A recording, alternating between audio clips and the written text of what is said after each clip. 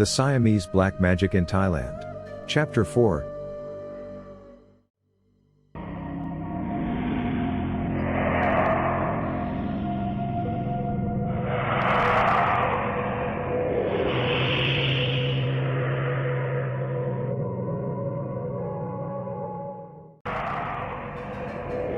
The Raging Fire Black Magic.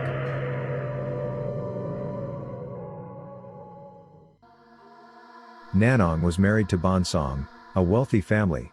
It was a grand occasion, and they invited almost 1,000 guests. Most of the people who attended the function were family business associates.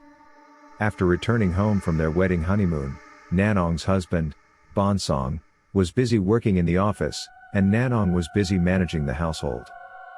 After marrying Bonsong, the family politic was created by Bonsong family members and caused Nanong trouble. However, Nanong did not complain and administered her home well. As she always attended to household chores at home before getting married, all the work at the new house became easy.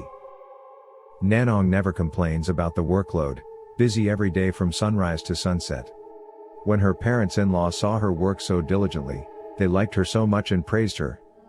Nanong, seeing that she had gained the favor of the elderly, and was very happy. However, her happiness was short-lived, as her suffering was ahead. As Nanong was, in turn, the good books of her parent-in-law, it created jealousy in her sister-in-law, Nanmi. She was upset that her parents favored Nanong and disregarded her and her other brothers and sisters.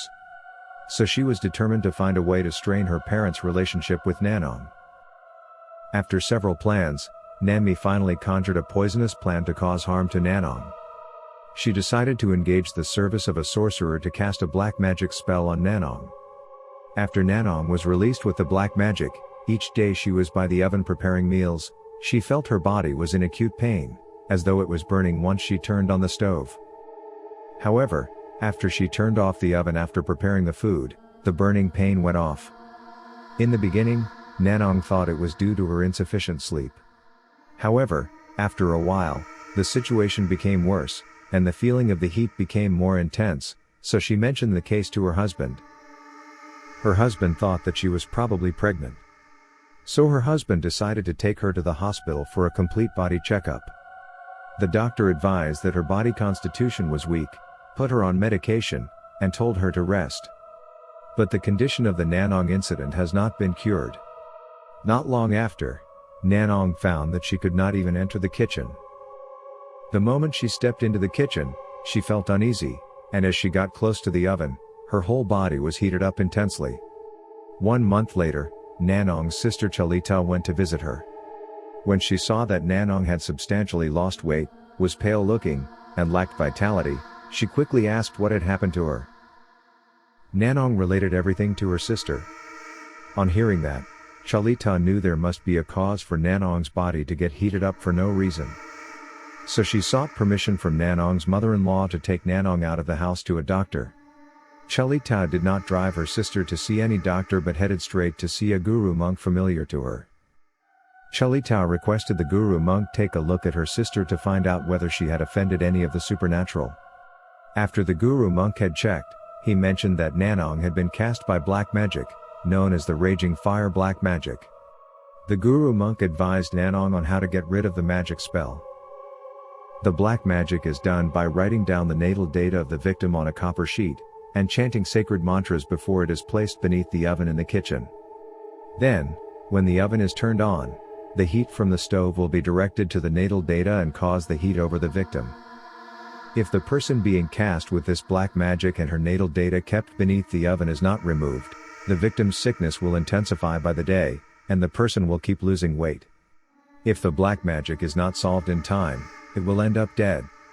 Just because her sister-in-law Nanmi was jealous of Nanong being favored, she resorted to such a poisonous approach to cause the death of Nanong.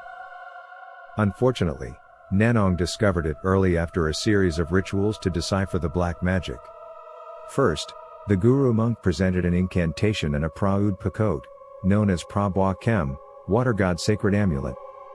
Then, he requested Nanong to wear them and asked Nanong to remove her natal data that was kept beneath the oven. After that, throw it into the sea to ensure peace and safety.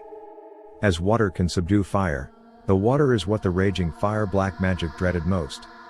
So by throwing the natal data into the sea accompanied by the wearing of the water god's sacred amulet, the black magic will vanish. Otherwise, she will lose her life. Upon returning home, Nanong did as she was told, and she found her natal data written on a piece of red paper under the oven. She quickly removed it, drove to the seaside, and threw it into the sea. By doing so, all her ill fortunes were removed, and she felt at ease. That evening when Nanong was cooking in the oven, her body no longer felt the burning heat. The kind-hearted Nanong thought, since the black magic has been removed, she is not going to pursue finding out who cast the black magic on her. The impotent black magic.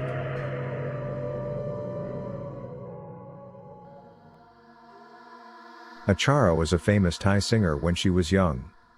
After marrying a property developer called Boon Nam, Achara gives up her glamorous lifestyle to become a decent housewife. She has one daughter and a son by marriage.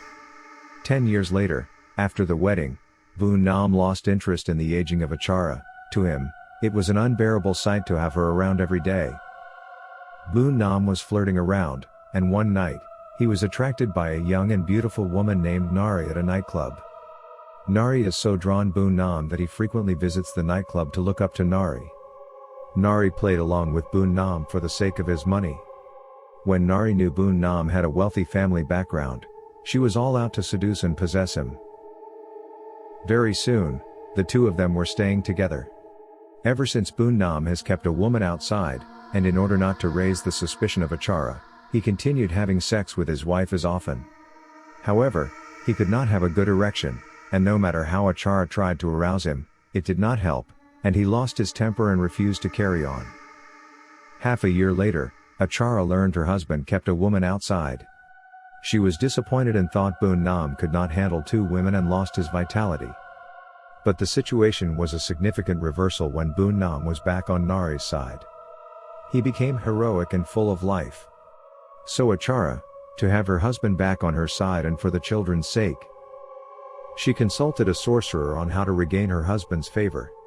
The sorcerer told her the shocking news that her husband had been cast with an impotent black magic by that woman, which means none other than Nari. As a result, Boon Nam cannot have a good erection with other women, including his wife. Therefore, Nari is in full possession of Boon Nam.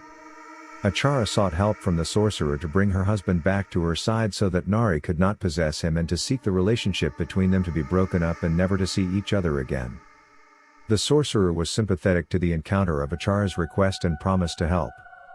3 days after, the sorcerer has dispelled with the black magic. Boon Nam returns to Achara and can have sex with her, and he did not go back to look for Nari ever since. Achara was in deep appreciation of the capability of the sorcerer. The sorcerer said the impotent black magic was cast on Boon Nam. All that was needed were his hair, fingernails, and clothing of Boon Nam, had them all kept inside a jar with one photograph of Boon Nam and Nari together. By doing so, Boon Nam would only be interested in Nari, and no other women could arouse him, no matter how beautiful they are. The women usually cast such type of black magic on their husbands to avoid their husbands from flirting. Little did they know that the mistress Nari cast such a black spell on another's husband.